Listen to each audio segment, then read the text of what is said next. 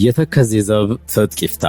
አንጋፋው ፖለቲከኛ አነጋጋሪ መከራከሪያ ይዘው መጥተዋል። ጠቅላይ ሚኒስትሩ በሱዳን የተደራጀው ጦር ላይ እንዲወስኑም ጥሪ አቅርበዋል። ዝርዝር መረጃውን እንመለከተዋለን። ሩሲያ ለኢትዮጵያ የሸጠችው ወሳኝ ጄት፣ ከ100 በላይ ጄቶች እንዳሏት በጠቅላይ ሚኒስትር አብይ የተነገረላት ኢትዮጵያ አሁን ይፋ ስለሆነው አዲስ የጦር ጀቷ ጉዳይም የምንላችሁ ይኖረናል። እስራኤል ጦሯን ወደ አፍሪካ ቀንድ ማሰማራቷ አይቀርም እየተባለ ነው። ሶማሌላንድ በምላሹ ውድ ማዕድናቷን በለውጥ ልታቀርብ ነው ተብሏል። ከዚህ ውጪ የአሜሪካ ጦር ከኢትዮጵያ ጋር የመጣመር ዕቅዱን ይፋ አድርጓል። ይህንን እንመለስበታለን። ጤና ይስጥልን የሸገር ታይምስ ቤተሰቦች እንዴት አላችሁ? የመረጃ ጥንቅራችን ነው ተጀመረ። ቀደም ሲል ያነሳናቸው አበይት ነጥቦችን ነው። ዝርዝር መረጃዎቹን እንደሚከተለው እንንገራችሁ።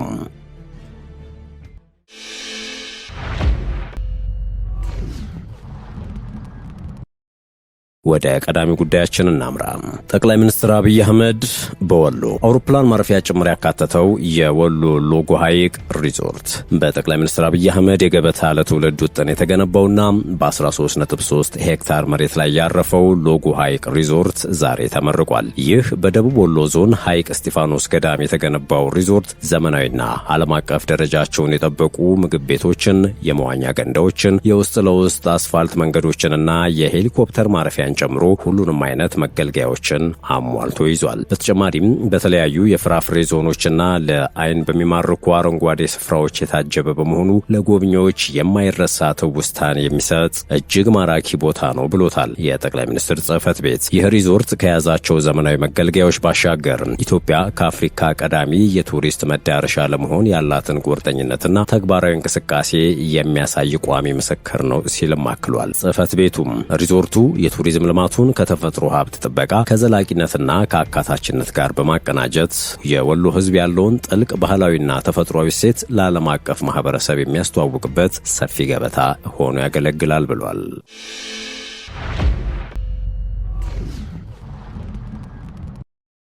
ወደ ሌላኛው ጉዳያችን አመራን። የተከዜ ዘብ ትጥቅ ይፍታ። አንጋፋው ፖለቲከኛ አነጋጋሪ መከራከሪያ ይዘው መጥተዋል። ጠቅላይ ሚኒስትሩ በሱዳን የተደራጀው ጦር ላይ እርምጃ እንዲወስዱም ጥሪ አቅርበዋል። የፌዴራሉ መንግስት እነ ኮሎኔል ደመቀ ዘውዱ የመሰረቱት የተከዜ ዘብ ታጣቂን ትጥቅ እንዲያስፈታ ፖለቲከኛው ጠይቀዋል። የቀድሞው የህወሓት ከፍተኛ አመራር አቶ ገብሩ አስራት ሰሞናዊ ሁኔታን በተመለከተ ጠንካራ አስተያየትን ሰጥተዋል። ፖለቲከኛው የተከዜ ዘብ ትጥቅ መፍታት አለበት ሲሉ አስጠንቅቀው ህወሓት ወልቃይትን ቢቆጣጠር ምን ሊፈጠር እንደሚችል ግምታቸውን አስቀምጠዋል። የህወሓት ጄኔራሎች ቅጥረኛ ወታደሮችን እየሸጡ ነው የሚል ክስም አቅርበዋል። ፖለቲከኛው አቶ ገብሩ አስራት ሰሞንኛውን ሁኔታ በተመለከተ ከሪፖርተር ጋር ሰፊ ቃለ ምልልስ አድርገዋል። በቆይታቸውም ስለ ተከዜ ዘብ አሁናዊ ሁኔታ፣ ስለ ወልቃይት ህወሓት እያደረገ ስላለው የጦር እንቅስቃሴ ሰፊ ሀሳቦችን አጋርተዋል። የፕሪቶሪያን ስምምነት ህወሓት ከልቡ አልተቀበለውም ሲሉ የሚወነጅሉት አቶ ገብሩ ህወሓት የፕሪቶሪያውን ስምምነት ጊዜ መግዣና ለጦርነት ዝግጅት ፈለገው እንጂ የሰላም ስምምነቱ ስራ ላይ እንዲውል አልፈለጉም።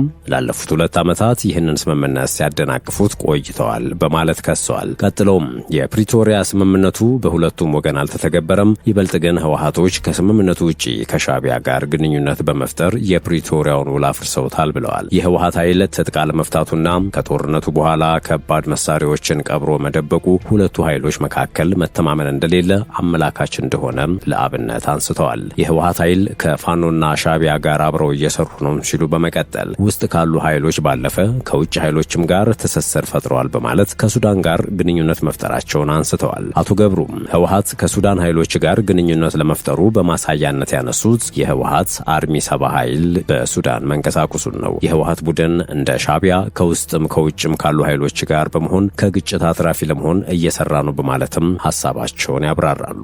እንዲህ በማለት በትግራይ ውስጥ ትልቅ የኢኮኖሚ ፍላጎት አላቸው። ይህን የኢኮኖሚ ፍላጎት በፍትሃዊና ሰላማዊ መንገድ ሳይሆን የሚያደርጉት በህገ ወጥ መንገድ ማከናወን የሚፈልጉት ራሳቸው እንዳመኑትም በህገ ወጥ የማዕድን ዝርፊያ ላይ ተሰማርተዋል። በሌሎች ክልሎችም እንዲሁ።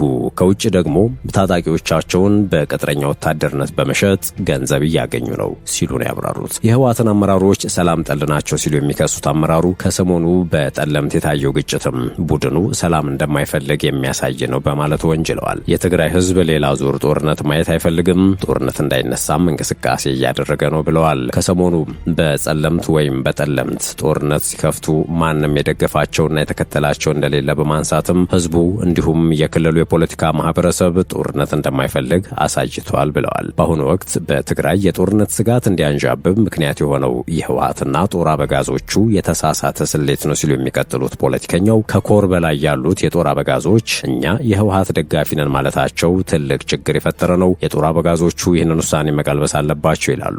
አክለውም የፌዴራሉ መንግስትም ሆነ ህወሓት ከቅልብ የመነጨ ሀቀኛ ድርድር ማድረግ አለባቸው ሲሉ አሳስበዋል። ሌላኛው አቶ ገብሩ በዚህ ቃለ ምልልሳቸው ያነሱት ጉዳይ የወልቃይትን ጉዳይ በተመለከተ ነው። በወልቃይት በአሁኑ ወቅት በሺዎች የሚቆጠሩ ታጣቂዎች ማለትም የተከዜ ዘብ አባላት መሰልጠናቸውንና እየሰለጠኑ መሆኑን አስታውሰው መንግስት እርምጃ መውሰድ አለበት ብለዋል። የፌዴራሉ መንግስት ራሱን ቲዲኤፍ ብሎ የሚጠራውን የታጠቀ ኃይል ብቻ ሳይሆን እርሳቸው ምዕራብ ትግራይ ሲሉ የጠሩትን አወዛጋቢውን ቦታ የተቆጣጠሩ የአማራ ታጣቂዎችንም ጭምር ትጥቅ ማስፈታት አለበት ሲሉ ወደ ወልቃይት ጠንካራ መልእክት ልከዋል። እስቲ እንበልና ህወሓት በለስ ቀንቶት ወልቃይትን ተቆጣጠረ እንበል፣ ሰላም ሊያስጠብቅ ይችላል? ፈጽሞ አይችልም። በጦርነት አካባቢውን መቆጣጠር ቢችሉ እንኳ ዘላቂ ሰላምና ደህንነትን ሊያስጠብቁ አይችሉም። ነገ ላይ ችግሮች ሊገለባበጡ ይችላሉ።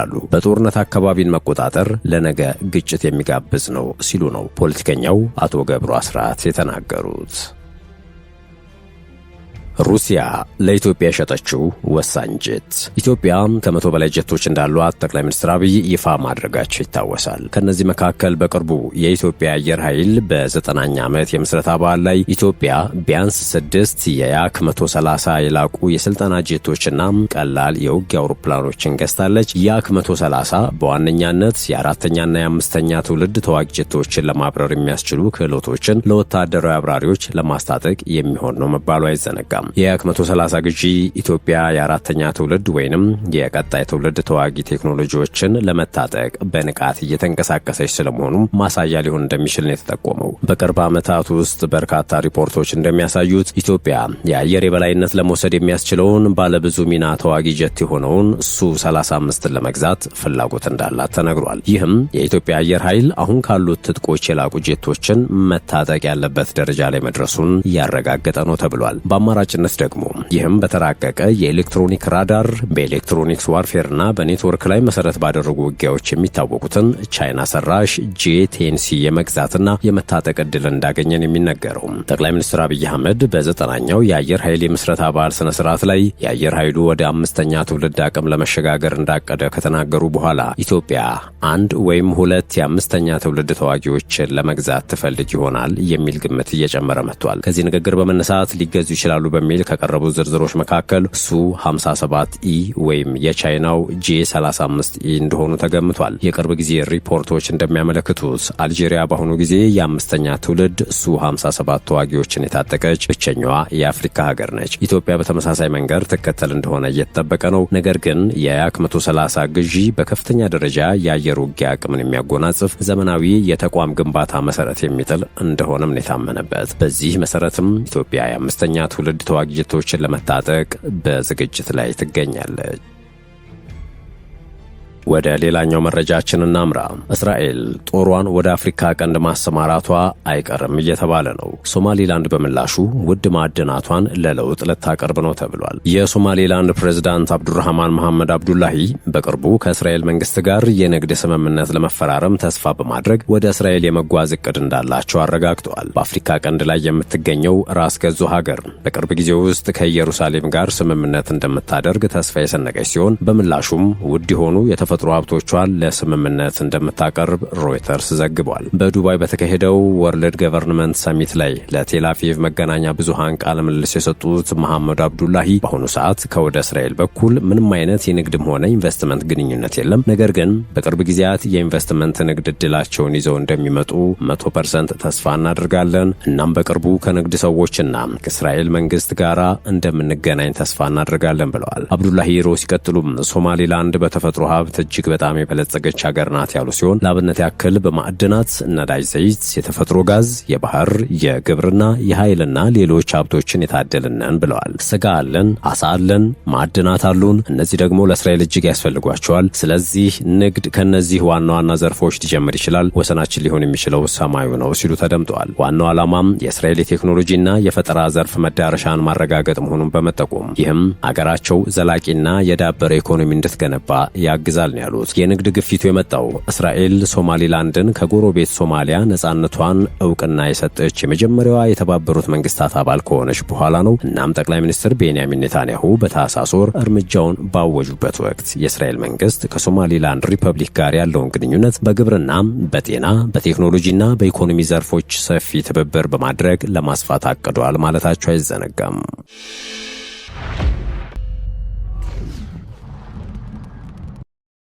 የአሜሪካ ጦር ኢትዮጵያ ጋር የመጣመር ዕቅዱን ይፋ አድርጓል። የዩናይትድ ስቴትስ የአፍሪካ እዝ አፍሪኮም አዛዥ ጄኔራል ዳግቪን አር.ኤም አንደርሰን እንዳሉት ዋሽንግተን የጸጥታ ትብብርን በአፍሪካ ሀገራት ከምታደርገው የኢንቨስትመንት ስራዎች ጋር በቅርቡ ለማጣመር አቅዳለች። በቅርቡ በኢትዮጵያ በኬንያና በጅቡቲ የተደረጉትን ጉብኝቶችን በመጥቀስ መረጋጋትና ልማትን በማጎልበት እየጨመረ የመጣውን የደህንነት ስጋቶችን ለመፍታት የሚያስችል ሰፊ ስትራቴጂ አካል አድርገውም ተመልክተውታል። ጄኔራል አንደርሰን በዲጂታል የፕሬስ መግለጫ ላይ ባደረጉት ንግግር በቅርቡ ከአሜሪካ ምክትል የውጭ ጉዳይ ሚኒስትር ክሪስቶፈር ላንዳው ጋር በምስራቅ አፍሪካ የጋራ ጉብኝት እንዳከናወኑ ተናግረዋል። ውይይቱ በጸረ ሽብርተኝነት፣ በክልል ደህንነትና በመረጋጋት ላይ እንዲሁም በኢኮኖሚ እድገት ዘርፎች ባለው ትስስር ላይ ያተኮረ ነበር። ጄኔራል አንደርሰን እንዳሉት የኢትዮጵያ አየር ኃይል 9ኛ ዓመት የምስረታ በዓልን ለማክበር በጥቁር አንበሳ የአየር ትርኢት ላይ ተገኝተዋል። ይህም የአሜሪካና የኢትዮጵያ የረጅም ጊዜ የደህንነት አጋር በሚል የገለጹትን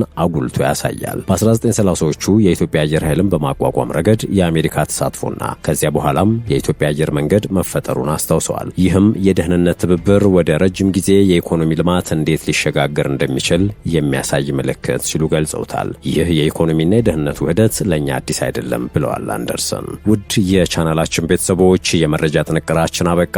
በያላችሁበት ሰናይ ጊዜ